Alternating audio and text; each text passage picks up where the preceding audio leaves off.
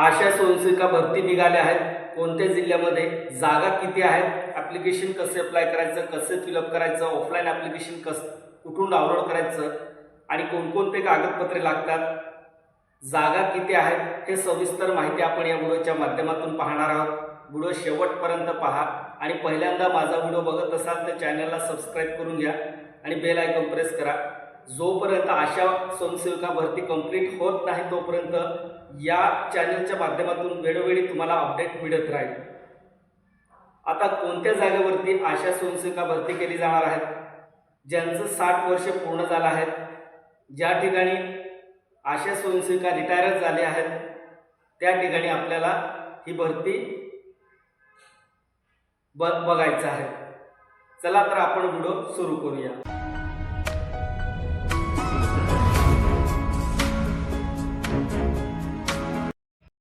तर मित्रांनो, तुम्ही बघू शकता या ठिकाणी आशा स्वयंसेविका भरती आहे. तर या ठिकाणी बघा, एकूण 2 संदर्भानुसार ही जाहिरात आली आहे. विषय आहे आशा स्वयंसेविका मजूर पदानुसार नेमणूक प्रक्रिया राबवण्याबाबत GR आहे. तर आपल्याला ही जाहिरातची परिपत्रक आहे. उपरोक्त संदर्भ विषयान्वये आपणास कळवण्यात येते की आपल्या प्राथमिक आरोग्य केंद्र कार्यक्षेत्रातील रिक्त असलेली व 60 वर्ष वर्ष पूर्ण झालेल्या आशा स्वयंसेविका यांना कार्यमुक्त केलेले एकूण रिक्त पदाची भरती करण्याकरिता इच्छुक उमेदवारांचे अर्ज प्राथमिक आरोग्य केंद्र स्तरावर मागवण्यात यावी. पदाची विगतवारी खालील तक्त्यात दाखवलेल्या प्रमाणे प्राथमिक आरोग्य केंद्र, उपकेंद्र, गाव पाडे निहाय दर्शवण्यात येत आहे. तर कोणत्या गावामध्ये आणि कोणत्या पाड्यामध्ये किती जागा आहेत ते आपल्याला बघायचं आहे. तर बघा, राष्ट्रीय आरोग्य अभियान, तालुका आरोग्य अधिकारी कार्यालय शिरपूर. आता हे धुळे जिल्ह्यामध्ये शिरपूर तालुक्यामध्ये ही भरती सुरू आहे. तर या ठिकाणी आपल्याला वैद्यकीय अधिकारी प्राथमिक आरोग्य केंद्र होडनाथे, वाडी, बोराडी, वकवाड, सांगवी, रोहणे हे या ठिकाणी भरती होणार आहेत. हे प्राथमिक आरोग्य केंद्र आहेत. एकूण 2 संदर्भानुसार हा परिपत्रक जाहीर करण्यात आला आहे. तर बघा, या टेबलमध्ये तुम्ही बघू शकता कोणत्या ठिकाणी किती जागा आहेत. तर प्राथमिक आरोग्य केंद्राचं नाव आहे या ठिकाणी, उपकेंद्राचं नाव, गाव पाड्याचं नाव, आशा स्वयंसेविका जागा किती आहेत.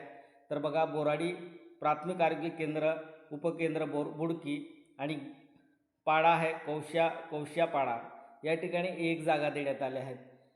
बोराडी सेकंड बोराडी प्राथमिक आरोग्य केंद्र, उपकेंद्र कोडी पाडा आहे कांजण्यापाणी 1 जागा आहे.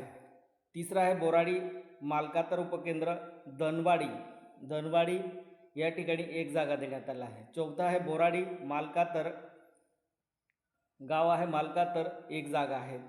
5वा आहे बोराडी फतेपूर उपकेंद्र आणि मांजणीपाडा आहेत आणि या ठिकाणी 1 जागा देण्यात आल्या आहे. तर 6 बोराडी फतेपूर उपकेंद्र कुंभीपाडा या ठिकाणी 1 जागा देण्यात आल्या आहे. या पद्धतीने आता आपल्याला 7 आहे वकवाड प्राथमिक आरोग्य केंद्र वकवाड, उपकेंद्र वकवाड आणि वकवाड या ठिकाणी 1 जागा देण्यात आल्या आहेत. 8 नंबर आहे वकवाड उपकेंद्र वकवाड, पाडा आहे काकडमाड 1 जागा देण्यात आले. रोहिणी प्राथमिक आरोग्य केंद्र आणि बोयटी उपकेंद्राचं नाव आहे महादेव पाड्यावरती 1 जागा देण्यात आला आहे. या पद्धतीने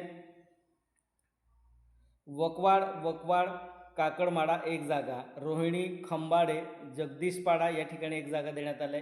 रोहिणी आंबे 1 जागा, होडनाथे उपकेंद्राचं नाव अमरीश नगर पाडा आहेत त्या ठिकाणी 1 जागा देण्यात आले. या पद्धतीने ही जागा आहे मित्रांनो. तर बघा, व्हिडिओ पूर्ण पहा. आणि 13 नंबर वाडी प्राथमिक आरोग्य केंद्र, उपकेंद्र वाघाडी या ठिकाणी 1 जागा देण्यात आले.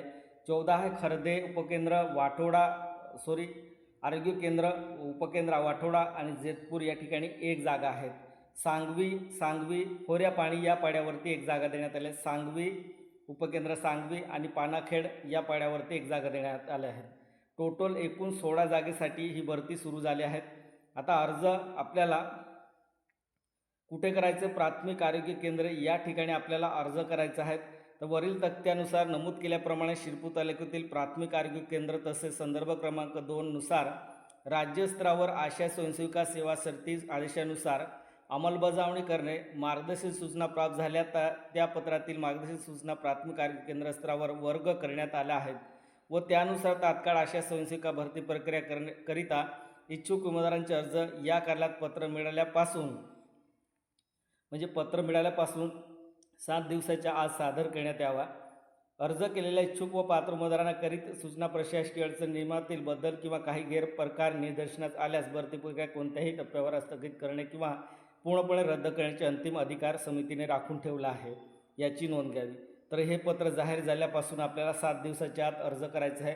आता ऑफलाईन ॲप्लिकेशन कुठून डाउनलोड करायचं आणि कसं फिलअप करायचं तो आपल्याला नेक्स्ट व्हिडिओमध्ये सर्व तुम्हाला अर्ज फिलअप करून दाखवणार आहेत आणि अर्ज कुठून डाउनलोड करायचं आपल्या मोबाईलमध्ये ते सुद्धा मी सर्व माहिती देणार आहे। तर बघा, हे पात्रता आहे आणि अत्यंत महत्त्वाचे तात्काळ म्हणजे आपल्याला 17/8/2024 हे जाहिरात प्रसिद्ध करण्यात आले आहेत। तर आपल्याला 17 पासून तर 7 दिवसाच्या आत आपल्याला ॲप्लिकेशन सबमिट करावं लागणार आहे।